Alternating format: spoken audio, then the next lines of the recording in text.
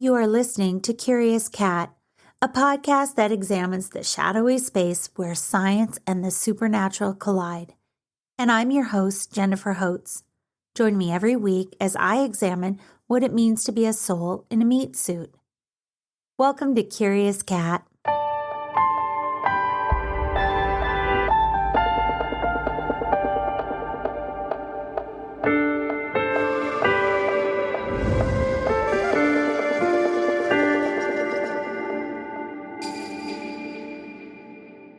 Hello and welcome. Today's episode is the second part of an ongoing conversation about obstacles that impede our spiritual journey. Don't panic if you've jumped into the series midway. Apparently, you were supposed to hear this episode first. Today, we'll talk about the fear of death. It can smother our day-to-day existence. If you're able to cut those tethers, or at least make peace with death, you'll be free to channel that energy elsewhere. If you're unfamiliar with Maslow's hierarchy of needs, it's illustrated as a multi-layered pyramid. The base consists of our basic needs: food, clothing, and shelter. Then up from that is safety, then love and acceptance. Next up is esteem, how we see ourselves and how we fit into the world. And finally, at the tippy top is self-actualization. That's a catch basin for all those things existential, the big questions. Who are we? What is our purpose? And included in that is spiritual pursuits. So why am I sharing this? Because fear of death impedes our spiritual growth. It arrests us, handcuffing us to those base levels. In order to explore your connection to something more, you have to feel safe first, which takes cutting the tethers of fear. And because death-related anxiety is so prevalent in Western civilization, I figured it was a good one to tackle together.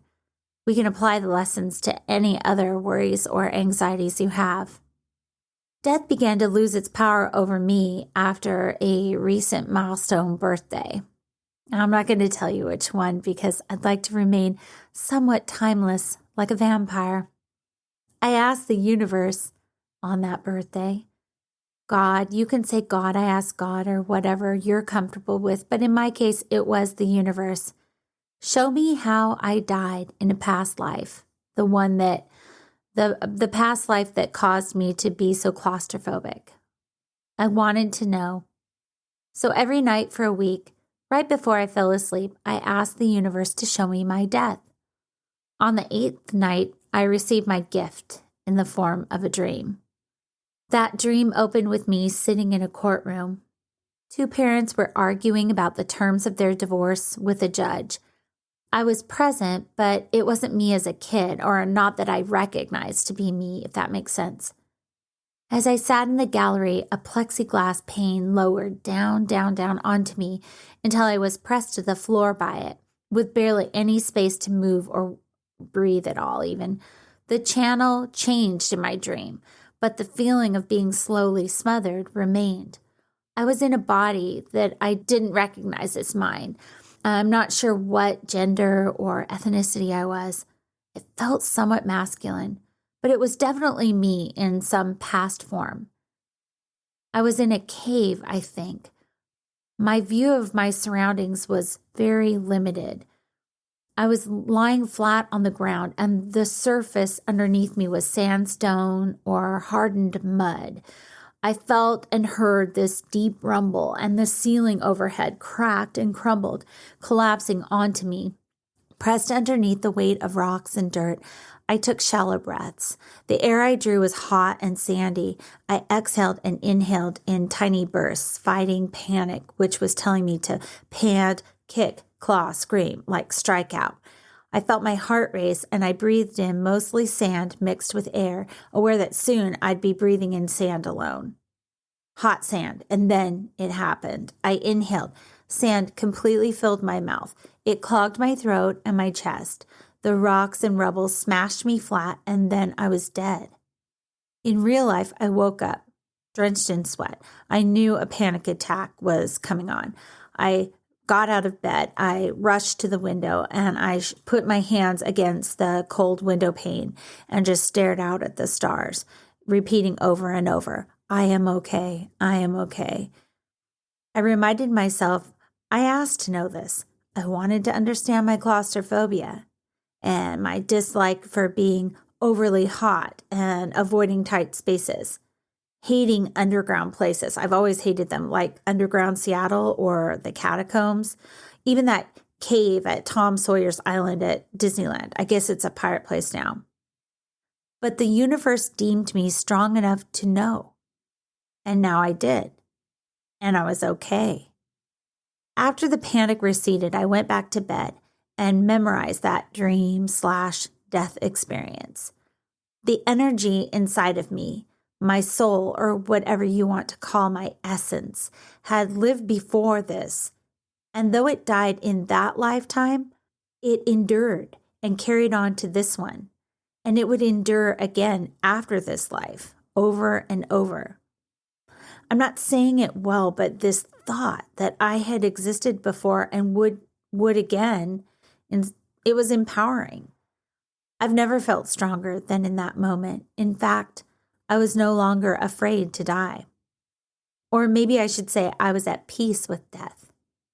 For the first time, I saw death as an essential step in the process of my humanity. Since having that dream, I'm still not a huge fan of underground spaces, but it's more manageable. I understand where that fear comes from, and that alone, dragging it into the light, has helped me to cope. This is like a fun fact, but I shared this death experience with my family, and they said I must be Buddhist because I believe in past lives, reincarnation, which I guess I do now. I'd better read up on Buddhism at the very least, right? So if you haven't had that kind of experience, then you may have death-related anxiety. I mean, it's completely normal. You may have concerns about the actual process of dying also, and that again is completely understandable. One thing that helps is reading the writings of philosophers or spiritual gurus on the subject. Ram Dass said it best. Dying is absolutely safe. It's like taking off a tight shoe. It's beautiful, isn't it? Dying is natural.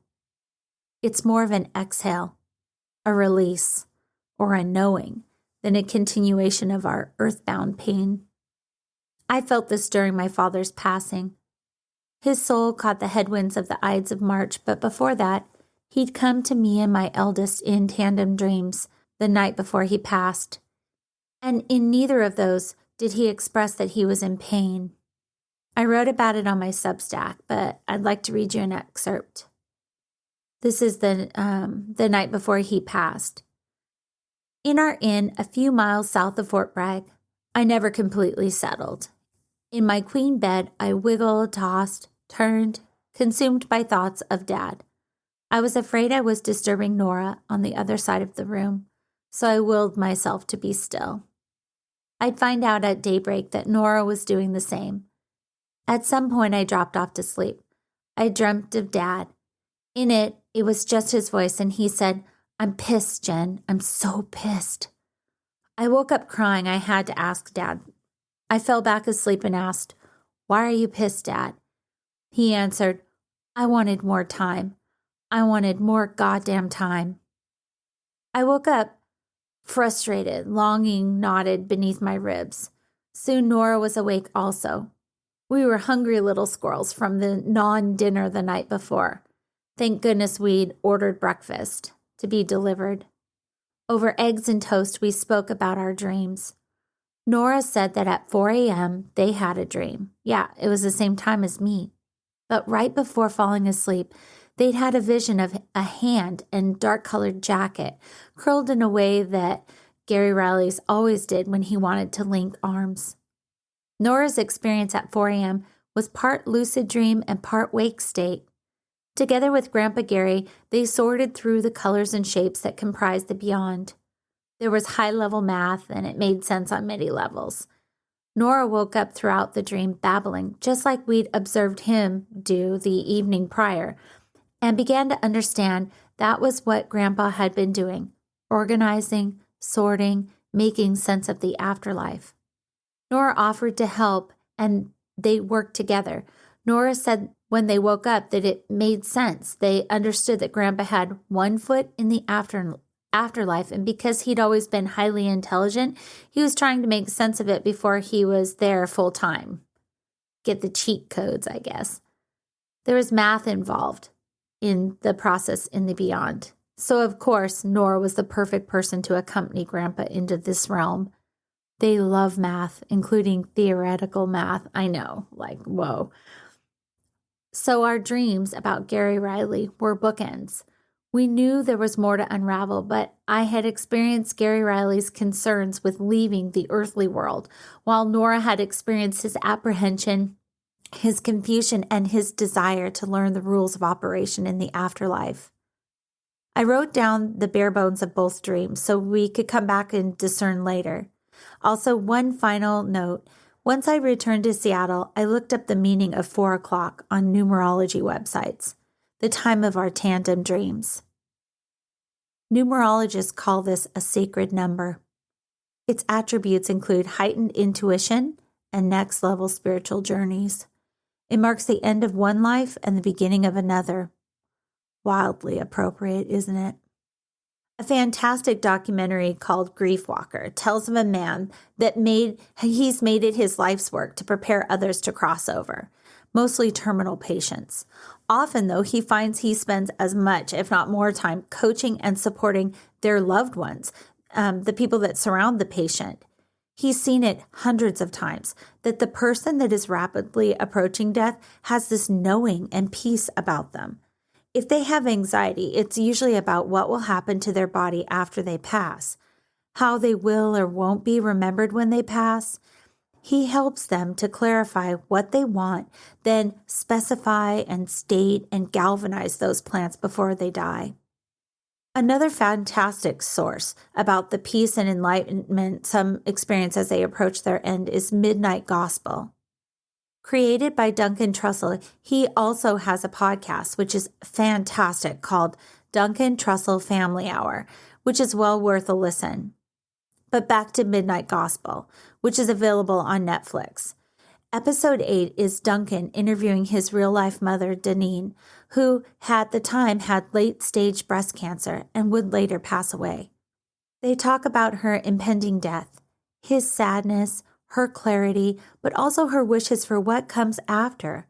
It is poignant and beautiful and sweet and sad, well worth the watch. In fact, before we left for Fort Bragg to say goodbye to Gary Riley, Nora suggested that we rewatch the episode as our sort of homework before our spiritual endeavor to go down and support our family in Fort Bragg, and it was perfect. In the episode, they also talk about our Western culture and how we avoid talk of death, which only confounds our anxieties and fears, and that struck a chord with me. In it, he quotes from the recorded hypnotherapy sessions that documented the lives and languages his patient had experienced. Again, Dr. Weiss was a complete skeptic until he could no longer refute the facts and history that was emerging during his patient's hypnotherapy sessions. Each their life and death that they were able to surface ended up releasing residual trauma, and very quickly, I think it was like 2 hypnotherapy sessions total, the depression and anxiety that had brought the woman to him in the first place was cured. He asked her to continue so he could learn more, and she obliged. At one point, he asked her in that hypnotic state why it was him that was her therapist, and she conveyed this larger message that feels appropriate to our conversation today. She said, "It is a waste of energy when fear is present. It stifles people from fulfilling what they were sent here to fulfill." It's an incredible book, and I've added the links to the show notes if you're curious to read it as well. No judgment, because if you are like day one Dr. Brian Weiss and skeptical about there being anything after this life, you can still overcome your fears of death. It's a 2-pronged approach desensitization, and taking control. And the best part about it is you don't have to understand the origins of your fear in order to control that fear and anxiety. So let's look at ways to take control of death to alleviate fears first. First, the very first step to alleviating any anxiety is to validate that concern. Validate your fear of death. It may look something like this. Oh, ever since he brought up his dad's passing, I've been feeling panicky. But I have to remember, it may feel uncomfortable, but it is okay to feel this way. If you need like another example, how about somebody, there goes my mind throwing out scary scenarios. But what are my chances of dying of, like, fill in the blank, say, heart attack? It's okay to feel this way. I'm going to write down the steps I'm actively taking to keep my heart healthy. I exercise every day. I eat well. I get regular medical checkups. The big takeaway is that when we validate our fears and anxieties, we are teaching our brains that our fears are not dangerous. Next, get your chronic worry habit under control. Yes, worry is a mental habit of thinking unhelpful and anxiety-producing thoughts about failure. Have you ever felt anxious about one area of your life and then found that you're overcompensating in another area that's not even related to the fear? In my past, when I felt like, say, I've let go of my self-care, I have tended to become this overbearing spouse and parent. I exert control where it's not needed, and in fact, I'm toxic. Other ways people generalize control are they'll be excessively frugal, they'll get overly involved in other people's lives, including on social media, or over-exercising to the point of being unhealthy, or they'll micromanage things at work. We pay dearly for this illusion of control, and it can result in chronic stress and strained relationships, just to name a couple. So the lesson here is to be specific. If you are seeking to control your fear of death, then make sure you focus on that tiny thing, and take action. Designate a power of attorney. Think about how you'd like your life to be celebrated. Write your will. Use tech tools. Yeah, there are apps out there, from planning your weddings to your end of life. Use them. Focus on your wellness. Yeah, focus on the here and now. Seek therapy if it's available to you. Eat the best you can, or at least slightly better than yesterday. Get outside in nature, because nothing will make your own predicament and your own fears feel smaller than being outside in the great outdoors. Focus on things you enjoy. Make a bucket list. These are all positive counterbalances for your worries. One other note on controlling your death-related anxiety. I used to be a chronic worrier. Then someone pointed me to a study that said that 99.9% of the things we worry about never come to fruition. That stat has become my mental mantra. When I feel anxious, I remember the odds of it happening, and in that moment, my worry just disappears. The same is true for death. Chances are this isn't your last day. I hope you have thousands and thousands more days. But savor that. Let it keep your concerns in check. Also, because I'm a worry expert, when I was little, my mother gave me incredible advice when I would be in bed and I couldn't get to sleep because of my anxiety. She said, ask yourself, what are you worried about? And is there something I can get up and do about it right now? And if there is, say, like I was afraid of forgetting my PE clothes or something like that, then I'd get out of bed, I'd set those clothes by the front door. But if there was nothing I could do, then I let it go. And this has been a tool I've used ever since. The next method that can help manage death-related fears and anxiety is to desensitize yourself to death. Desensitization is when you expose yourself to tiny doses of what triggers your fear or worries. It's like an anxiety vaccination. Avoidance of scary things leads to temporary relief, but long-term anxiety. But confronting scary things leads to temporary discomfort and long-term peace of mind. And that's what we're looking for. Here are some ways to desensitize yourself to the fear of death. I found these in an article and I've linked to it at the bottom. The first suggestion they had was read obituaries online.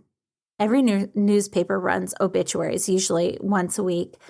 And just taking a few minutes a day to read one or two of those can desensitize you to the idea of death. They're quite interesting too. I mean, they read like mini biographies. You can learn about the people that lived in your community this way. It can also be clarifying to read obituaries through the lens of what will I want my obituary to say about me?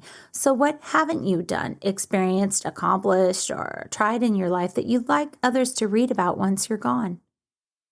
Another suggestion they had was scheduling death chats with supportive people.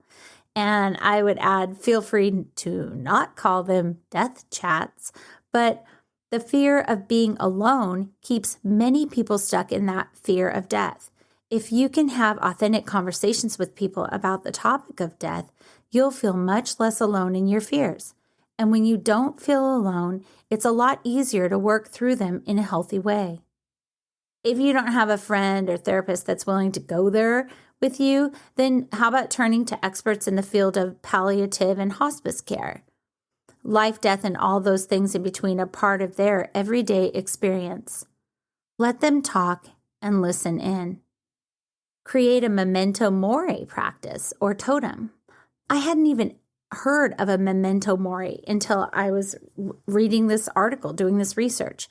A memento mori is an ancient practice from Stoic philosophy to remind yourself of your own mortality on a regular basis.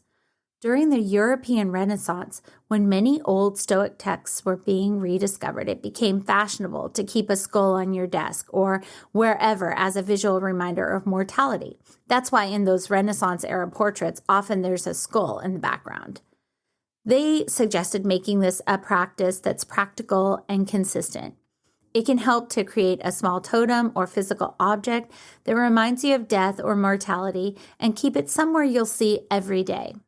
So like a photo, take a picture of a short poem about death and then make it as your computer background.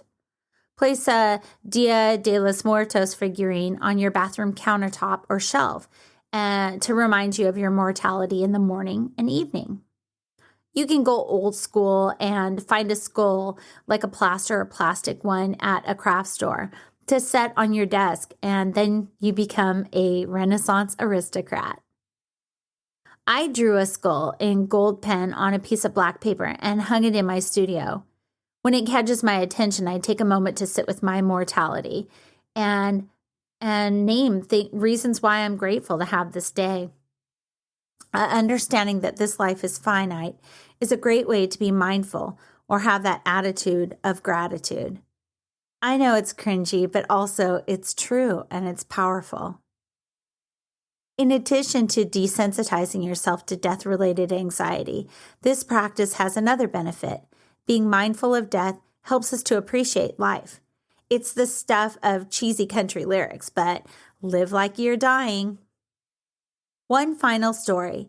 We began this episode with a dream, so it feels natural to bookend it with another one. I'll read you my account. I had a dream last week. In it, I walked with my father through an airport. He was his 40-year-old self, and I was as I am now. Behind us were the rest of our family, chattering happily with one another. My father took the lead to escape because only he was going on this trip. He opted for the stairs in lieu of the escalator. Like ducklings, we followed him up, up, up. As we neared the top of the steps, I asked, "Dad, do you have everything?" He was empty-handed, not toting his mainstay kit filled with the tools he needs to track his insulin. He didn't have his bag of candy either. He turned to me and smiled, his blue eyes clear, twinkling, and said, "I've got everything I need in the pocket of my jeans." I woke up then abruptly, also reluctantly, impressing that dream into my memory as I stayed settled beneath the blankets. The song Lucille by Kenny Rogers played in my head. It kept playing until I found it on Spotify and sang along with the lyrics I thought I'd long forgotten. When I wrote this, my father was in the hospital. I see you. I see you. I do, but I don't, because it was the time of COVID and we were barred from visiting him. He's mostly blind and on his own to advocate for himself, with loving Kate advocating for him over the phone lines. He's been mostly blind for many years now, but manages to see enough to keep up with his co-writing projects with his dear friend Larry, to the delight of those of us on their email thread. My father has not one, but 2 iPads at the ready to email and text and watch videos. I can't remember a morning in the last year that we didn't text with one another over coffee. Sometimes it's a simple, "Busy today, love you to bits." Other times our conversation is a string of jokes, layered upon jokes that make us laugh so hard that our dogs 2 states away bark. We are weird, we are goofy, we are wildly silly, and sometimes completely rude, crude, and socially unacceptable. My dad is my oldest friend. He makes me laugh like no one else. He loves me best. Everyone needs someone that loves them as much as my father loves me, and I loved him. I hope you have someone in your life that loves you that way. I hope that after you listen to this podcast, you tell them that. So, to wrap up, I am grateful for the life experiences that have helped me become comfortable with the concept of death. I used to spend so much time and energy worrying about the health and well-being of my loved ones, but now, though, I see that death is part of our journey, and for me, I know it is not the end of our energy. I have found my loved ones before, and I will find them again. I'm tenacious. That resonates true to my soul. I hope you found this conversation helpful, that you find the pursuit of conquering the fear of death fills you actually with a lust for life. I'd like to know your thoughts on the subject. Drop me a line, would you? Thank you for listening to Curious Cat. If you like the content, stories, and information, I'd be grateful if you could like and review us on your favorite streaming service. It will help others find us as well. Huge gratitude for my art director and audio engineer. If you are in need of those services, please find their links in the show notes. Also, please be sure to subscribe so you never miss an episode. Join the conversation on Instagram, Twitter, and Facebook. Until next time, be well. I love you.